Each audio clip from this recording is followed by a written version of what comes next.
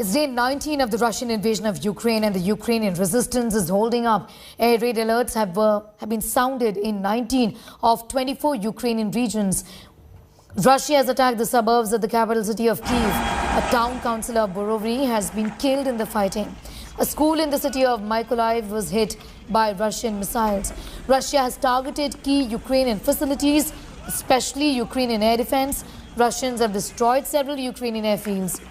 Bucha village of Ukraine has also come under Russian missile attack, where multiple houses and buildings were damaged.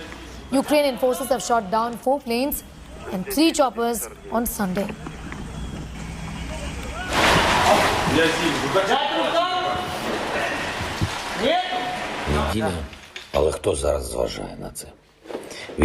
Important about today, about war.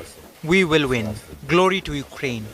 We were able to evacuate nearly 120,000 people using humanitarian corridors. The main task now is Mariupol. Our diplomatic effort is focused on aid to reach the city. Росія втратила тисячі одиниць військової техніки. Russia is closing in on Kyiv is what is evident right now. As Russia, in fact, closes in on, Ukrainians are putting up a very, very strong defense. Russia has occupied the region surrounding Kyiv, moving extremely close to the capital city of Ukraine. Russians have destroyed several Ukrainian airfields.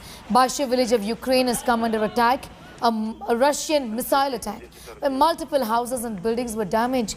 Ukrainian forces have shot down 4 planes and 3 choppers on Sunday.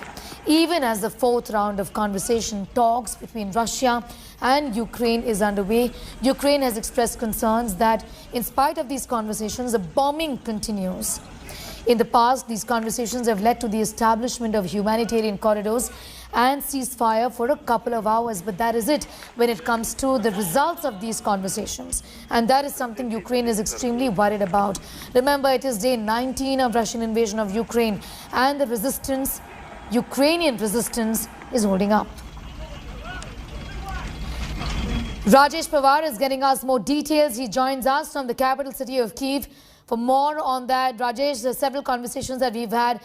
You've given an indication of how Russia really is relentless in its pursuit, in its aim to take over Kyiv. Do give us an idea of the manner in which Russia has upped the ante right now, even ironically as there are peace talks which are going on.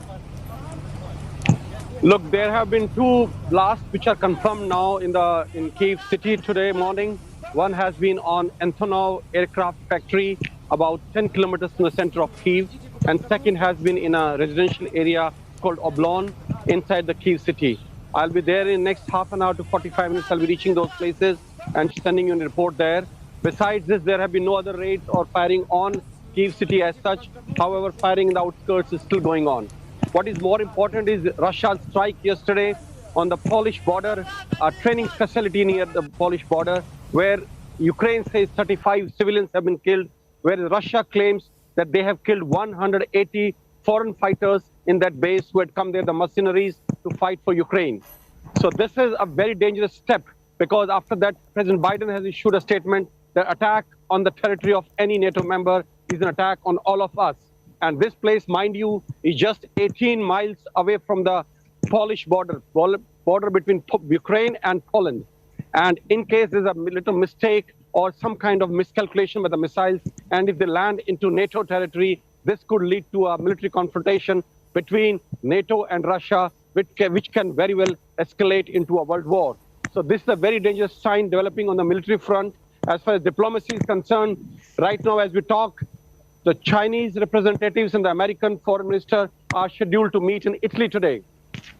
A very important development to keep Russia isolated, and this is the main focus of these talks, that Russia probably is trying to bypass the sanctions from the West by cooperating with China. And this is going to be the main issue, and US has already threatened that in case China weakens the sanctions imposed by West, or in any way helps Russia to wriggle out of them, then China will also face consequences. Besides this, another important development is Zelensky has agreed to meet President Putin on the terms that Israeli Prime Minister should be mediating between the two, and this is likely to happen, a confirmation as shown by your channel has been recently confirmed by the Russian authorities as well. Over to you. Well, absolutely. You've always said, Rajesh, that diplomacy can never be ruled out, even if the bombing and the shelling unfortunately continues. Having said that, Ukraine and the world, Rajesh, is extremely concerned about the civilian deaths and displacement. Just tell us about what really is happening in Kyiv as far as the evacuation is concerned,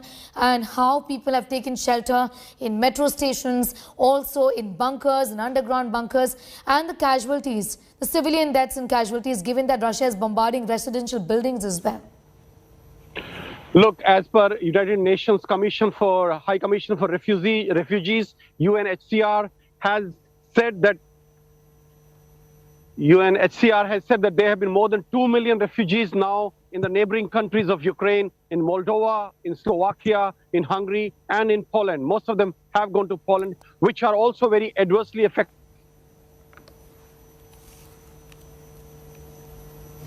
Okay, we'll just go back to Rajesh in a bit. There seems to be a bit of a problem with that line. But remember, Rajesh Pawar is getting us all of those details from the capital city of Kyiv, getting us up to speed with the talks, the conversations, the fourth round of talks which are underway.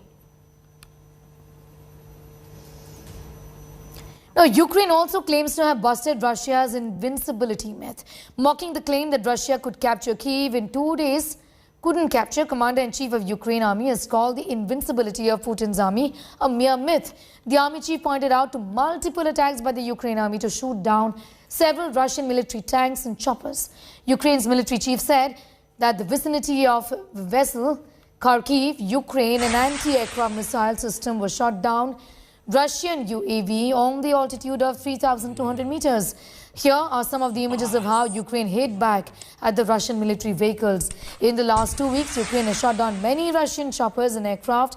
In Kharkiv, visuals show Russian aircraft being shot down by Ukrainian army. In Mykolaiv, a Russian jet was shot down by Ukraine. The jet turned into ashes within minutes in Mykolaiv. Ukrainian army captured Russian military tanks and set them on fire. On the other hand, a suspected Russian drone was shot down in outskirts of Kyiv. In Ochakov city in southern Ukraine, a Russian plane was shot down by the Ukrainian army. And in Brovary, a Russian army tank was set ablaze after Ukrainians captured the military vehicle.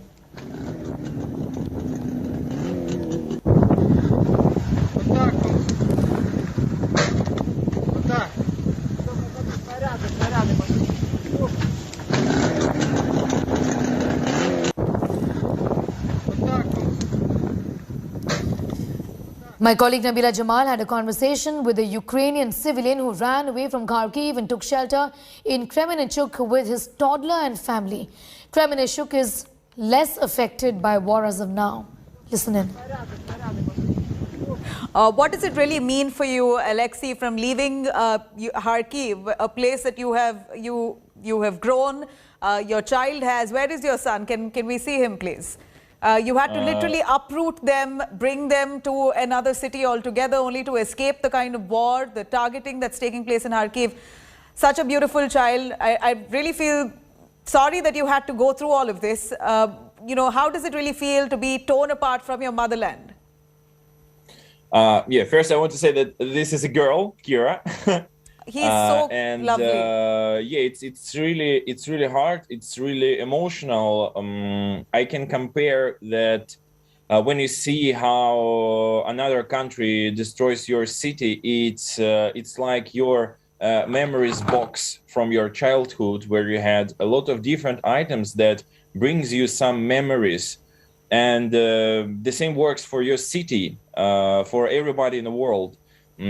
When somebody destroys your city, destroys some buildings, destroys some places that bring you some memories, it's painful. It's painful. My wife cried, and first few days she was continuously asking why they are doing that, why they are doing that with us, why they are destroying my city, and I had no answer for that question, because even Nazi Germany with Hitler, they didn't destroy cities like Putin does. And you know, That's Alexi, the- it's always the innocent civilians who bear the brunt of these big decisions that eventually will be sorted. But that many people on ground are the ones who we call the real victims. Alexi, you are one of them. With your child, you were uprooted from your motherland. You're still in Ukraine though, but you've moved from a city that you've grown up and you've known so well and close to your heart to another city altogether. Would you ever attempt, or do you have that in mind in the future, that you will want to go back to Kharkiv? Because we know Kharkiv is devastated. It's devastated.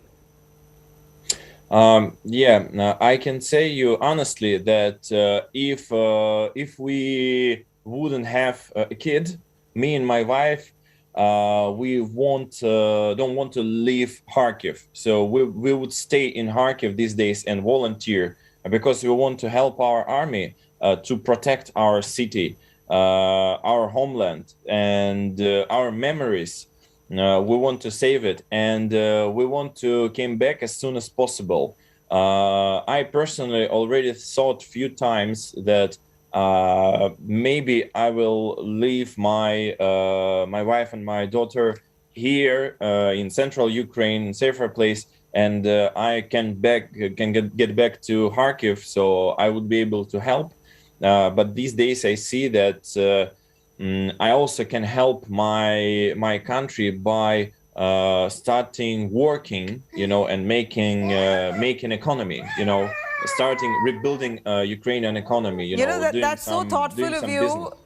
Alexi, that you've still, out of fear, you've fled Kharkiv with your daughter. And I'm so glad that she's safe and you are safe, but you still want to stand for your country and work and rebuild, try and attempt to rebuild the economy, which is now completely shattered.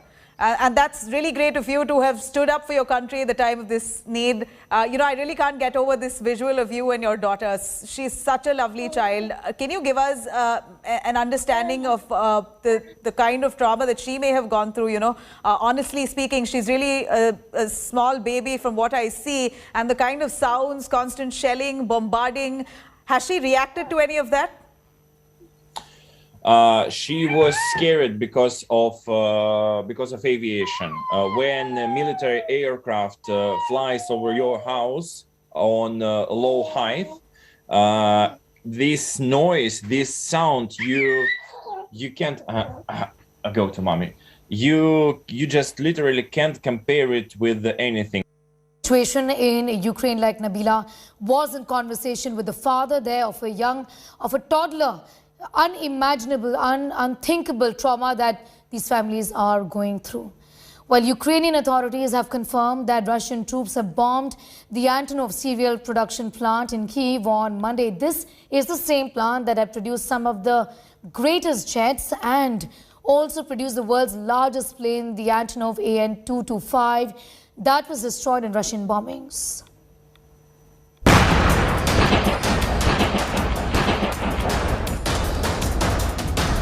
Another day, another ominous plume of smoke. This one rising from Ukraine's besieged capital city, Kyiv. This particular target, the building on fire after heavy shelling, is the famous Antonov aircraft factory. According to the Kyiv administration, a high-rise building on the factory site has also come under attack with human casualties. The damage inside Kyiv is part of a visible escalation in Ukraine's capital after 19 days of the damage mostly seen only outside the city. Here's what this famous Soviet-era aviation facility looked like before the war compared to the towering inferno it is now, sending dark smoke across Kyiv's skyline. The shelling of Antonov's cereal production plant is being seen as a targeted attack on the country's aviation power and aircraft heritage. The fire has had devastating effect on the Antonov plant here in Ukraine. Now, this is where the bulk of the AN-32 transport aircraft, the backbone of Indian Air Force transport fleet, especially for the high-altitude Siachen Glacier operations, have been built. You can hear the quick fire happening right now, some kind of artillery or rocket fire you can hear in the background, and this shows that Kyiv is directly now in the line of Russian attack. Its dream jet, the world's biggest ever aircraft, the Seoul Antonov AN-225 Mriya, was destroyed in Russian shelling at Antonov's Hostomel airfield just north of Kyiv. Съемочная группа сейчас работает на аэродроме Hostomel.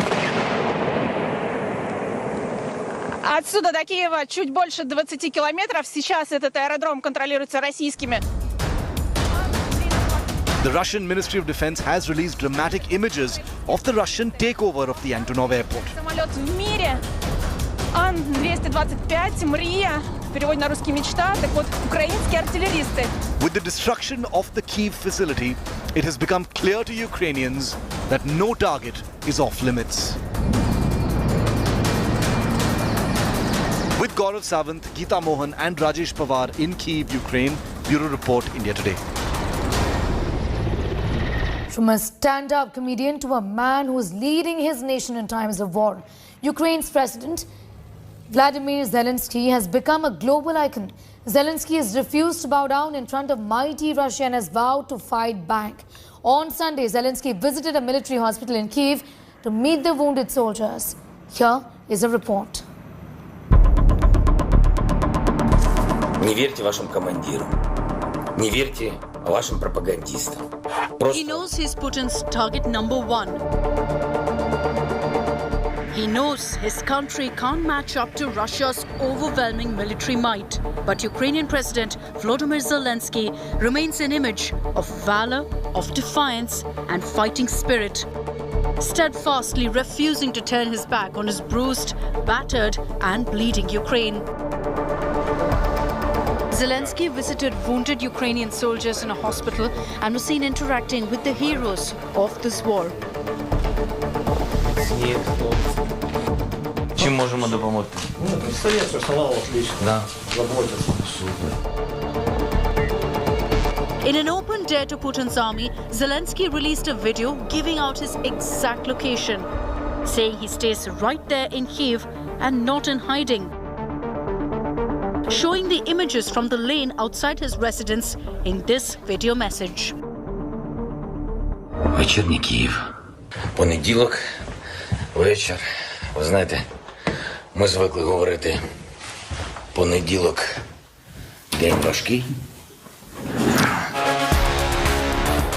Every time the Russians claim that Zelensky has fled the country fearing for his life, Zelensky has released a new video shattering the Russian claims and never mincing his words while slamming NATO for letting down Ukraine and the United States for rejecting a no-fly zone. У минулому році я чітко попереджав лідерів НАТО, якщо не буде жорстких превентивних санкцій проти Російської Федерації, вона піде війною. Ми були праві. Я повторюю знову, якщо ви не закриєте наше небо, то це лише питання часу, коли російські ракети впадуть вже на ваше. Even donning the combat fatigue, helmet and joining the Ukrainian troops in the front line. Президент тут. Всі ми тут. Наші військові тут. Громадяни суспільства тут. Всі ми тут. Захищаємо нашу незалежність, нашу державу. Так? Taking a cue from their brave president, thousands of Ukrainians have sent their families away to safety and stayed back to fight alongside President Zelensky. Supporting Zelensky in every step is the First Lady of Ukraine, Olena Zelenska.